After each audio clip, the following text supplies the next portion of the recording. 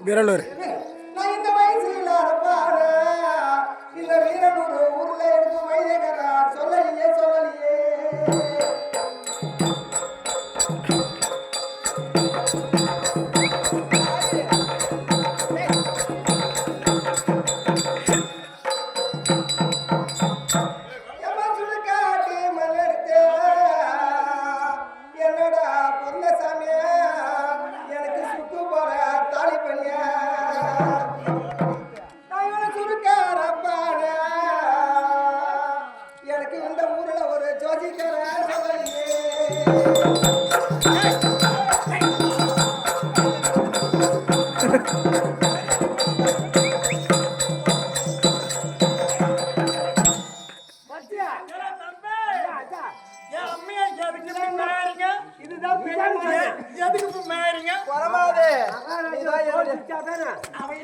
என்னுடைய கணவர் தான் கைலாயம் போய் விடுவார் என்று சொல்லி அம்மா